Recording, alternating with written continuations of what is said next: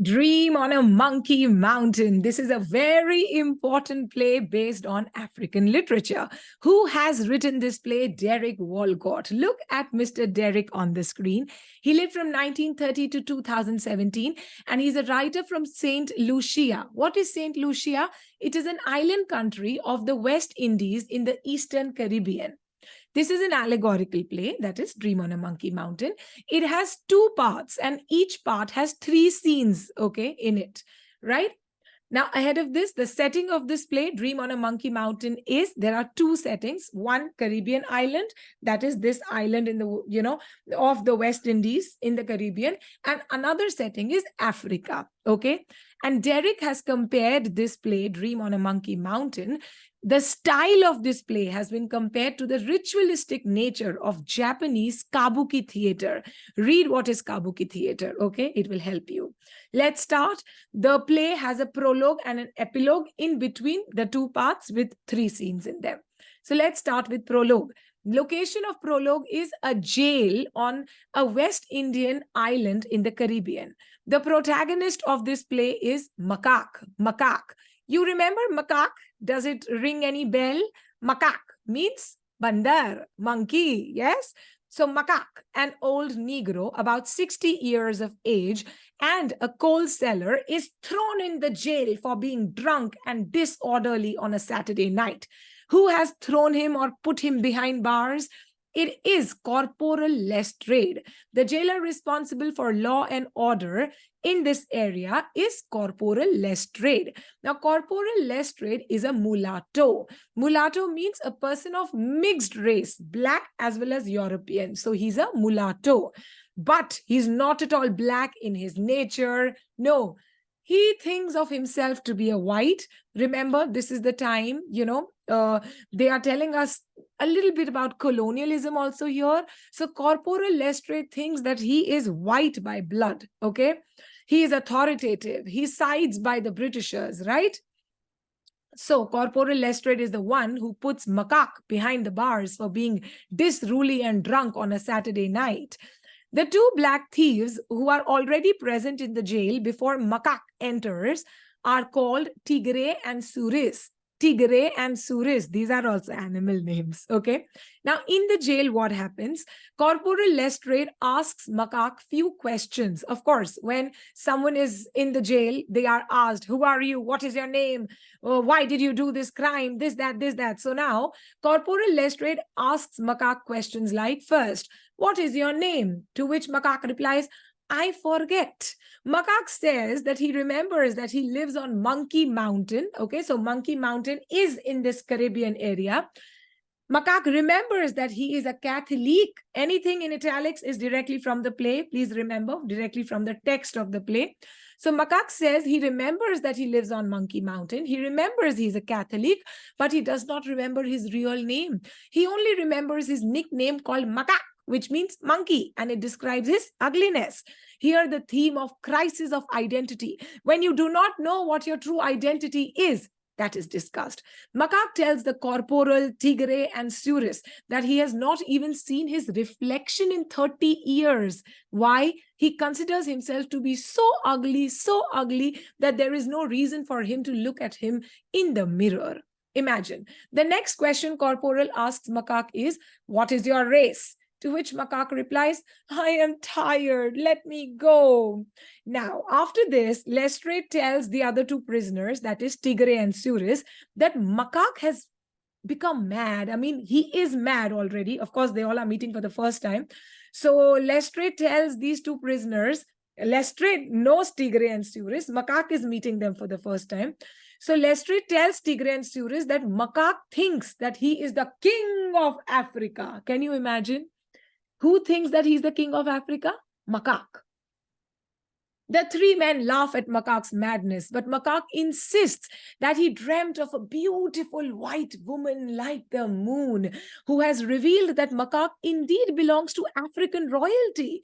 This beautiful white woman or apparition also provides strength to Macaque. Here, illusion versus reality. Of course, we know that the white woman do not exist. Or does she? Illusion versus reality. She does not, I'm telling you, okay? So Makak, in fact, tells, everyone in the jail, I can see that lady. She's standing next to me, but no one is able to see her. And everyone thinks, including who all? Corporal, Suresh, and the third person, Tigre, they all think that Makak is mad. Now, note here symbolism. How? Corporal is calling this prison a zoo and the inmates of this prison as animals. Here, allegory is depicted because the major names in the play actually represent animals. How? Makak means monkey. There will be a character called Mustik, which means a mosquito. Suris means rat, and Tigre means tiger. Okay. This takes us to part one of the play. In part one, there will be 3 scenes. So we are starting with scene number 1. Location, Monkey Mountain before Makak's arrest. Makak is not arrested yet. The location has come to Monkey Mountain where he lives alone in the hut. Remember, he's an old guy of 60, lives alone on the Monkey Mountain. So now the scene shifts to the hut on the Monkey Mountain. In his hut all alone, Makak dreams of his best friend and business partner, Mustik. So the new character who's entered the play is Mustik or Mosquito. Now, Mustik is a small black man who walks with a limp. Why? From a twist foot God give me. He says that. A twist foot God give me. Look at their English. This is like the dialect of the Caribbean. It's called a Patio, P-A-T-I-O. So now, Makak has rescued Mustik from the gutter a few years ago. The two became such great friends that Mustik calls Makak his only friend. They even purchased a donkey called Barthila for coal business. Okay, so they are business partners also. And what is their business? To sell coal, right? Makak burns coal, Mustik sells them in the market. Now, Makak tells Mustik about the white woman appearing to him singing. And this white woman seems to know everything about Makak. Oh God. Mustik has his doubts when unexpectedly he spots a mother spider with an egg sac in the hut. Now, in African culture, this spider with an egg sac is considered to be a bad omen. So what happens is Mustik kills this mother spider, okay, with an egg sac, but Mustik believes that this is a bad omen. This is a bad omen, and this will denote his approaching death. Makak orders Mustik to get ready for their journey to Africa. Why? Because he's the long-lost king of Africa. The white woman has told Makak this. Mustik is sure that Makak has gone crazy. Nonetheless, he accompanies Makak down the mountain. So please suspend your belief here. It is called a suspension of disbelief. Please, now consider dream and reality to be same. All this is happening in dream. Please, I'm going to the backward page. When this man is sleeping, Makak is sleeping in his hut. He's dreaming. In his dream, he has met Mustik. He's right now in jail. Remember, he's in jail. All this is happening in his dream. He's in the jail. In the jail, he dreams that he is in his hut. And in his hut, he's dreaming that he met Mustik. This is called dream within a dream. Oh my God, don't get confused. Let's move on to part 1, scene 2. Okay, what happens in part 1, scene 2? Location of this scene is a market scene nearby Monkey Mountain. This is a dream. Okay, dream. Before this, what was the dream? Makak is moving down the mountain and Mustik is following him. Where are they going? To a market nearby. When Makak and Mustik reach the marketplace, they see a man named Josephus who is almost dying. Josephus is suffering from a fever without sweat. On the insistence of Mustik, who yells at Makak, quote, "You black, ugly, poor, so you worse than nothing." Makak tries to heal Josephus. He actually gives a burnt coal to the relative of Josephus, and then he, starts praying around Josephus' body, and all of a sudden, sweat starts flowing, and Josephus, he actually becomes alive. He does not die. So now Josephus is healed miraculously. He's saved. The villagers after this shower Makak and Mustik with bread and gifts before they leave. Here, a new character enters called as Basil. Who is a Basil? He's called as a local coffin maker or a cabinet maker. Whenever he will come in the play, death will come. Please remember, Basil symbolizes death. He is a coffin maker. He's wearing a dark coat and a hat. Mustique teases this Basil coffin maker and forcibly takes his coat and hat. When Mustique says to Makak that they can start their own business of healing people, they can earn money out of it, and then they will go to Africa, Makak retaliates by saying that his ability to heal is not for profit. This takes us to scene 3 of part 1. Location is again market nearby Monkey Mountain. And remember, it's a dream, it's a dream, it's a dream. After a few days, Mustique visits the marketplace again. This time, he has disguised himself as Makak so that he can fool the villagers into giving him money for his upcoming African journey. However, all of a sudden, a spider falls on his hand, which is removed by Basil. Basil is here. Death is approaching. Basil recognizes that this man is not Makak, he's Mustique. When the villagers discover the truth, what do? They beat Mustique to death. Makak arrives just as his dear friend Mustique dies. It's a dream happening. Makak is in the prison, remember? Part 2, scene 1. Part 2 has 3 scenes again. So scene 1, location is jail. Jail on a West Island, the same jail where Makak is there, but he's still dreaming, okay? Makak is arrested, thrown in the jail, as you know, by Corporal for his unruly behavior.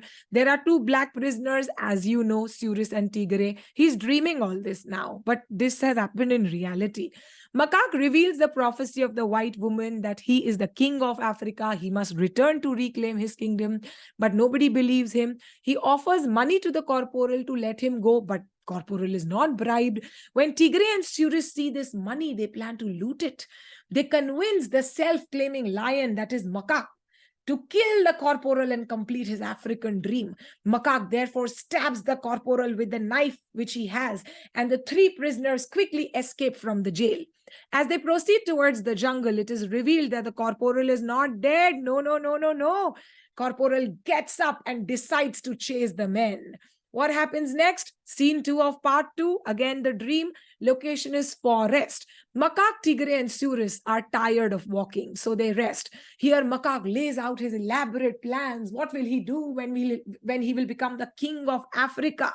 Surprisingly, Suris starts believing in Makak's stories and Makak's dreams. He says, "But your dream touched everyone, sir. Even in those burnt out coal of your eyes, there is still some fire." Tigre, though, is sure that he will not be convinced by all this crap of Makak.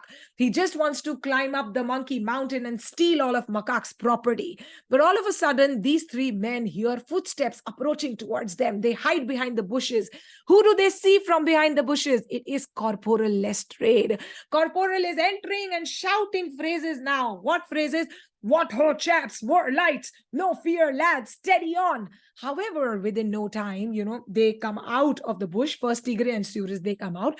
Tigre encourages Corporal to confess his sins. And do you know what confession does Corporal make right now? He says, "I love Africa.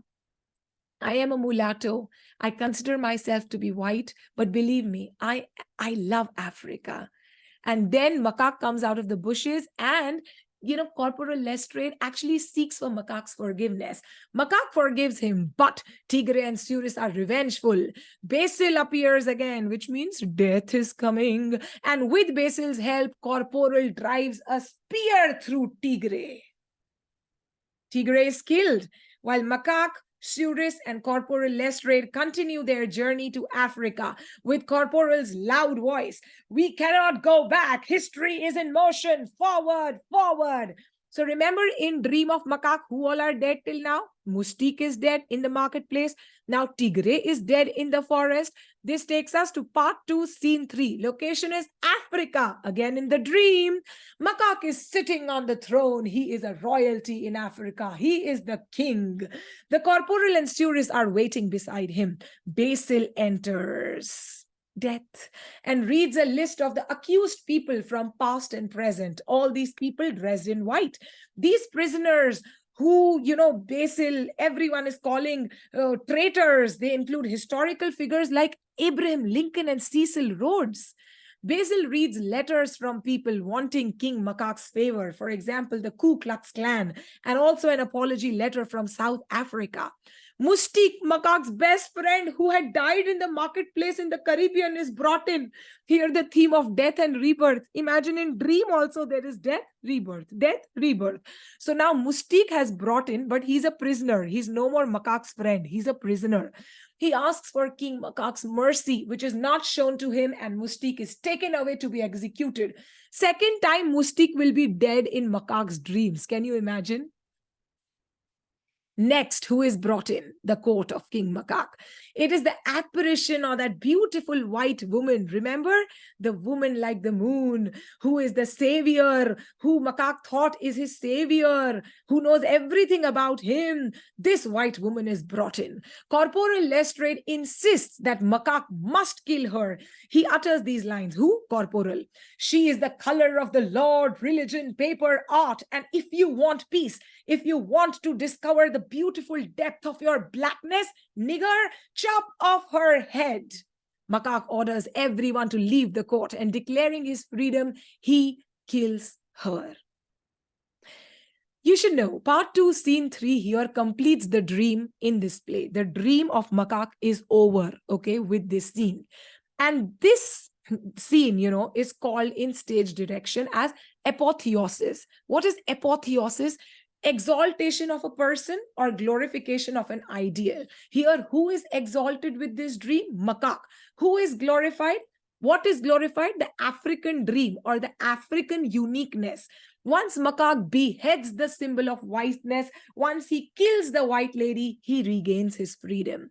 This takes us to the last part of a dream on the Monkey Mountain called as the epilogue. Location is jail, and finally reality. What should the reality be? Tell me. Makak is in the prison, yes. And he has been imprisoned by Corporal Lestrade, yes. Why? Because he was drunk and unruly on a Saturday night. Who did he meet in the prison? 2 black prisoners called as Suris and Tigre. He told them about the white lady. That is the reality. Now let's move ahead of this. It is the next morning. Makak wakes up from his elaborate dream. All of a sudden, he remembers his name now. His real or original name is Felix Hoban. Felix Hoban. Theme of revelation and truth. The corporal shows kindness towards the old man and sets him free. Mustique enters the prison, who was 2 times dead in the dream. In reality, he enters the prison. He indeed is Makak's best friend. He indeed is his business partner. They had got a donkey together for business. Mustique enters the prison and is delighted to meet his best friend Makak. They go home together on the Monkey Mountain. Through this dream, Makak has experienced a true apotheosis, one in which he understood his own worth as a human being. Wasn't it beautiful? Everything happening in a dream, dream within a dream, suspension of disbelief. I liked it. I hope you liked it, and I hope I made the plot of the play quite simple and easy for you to understand. If yes, do subscribe to our channel if you haven't yet. And of course, share us Vallath with your friends and relatives. It was lovely being with you. This is Hina from Team Vallath. Bye.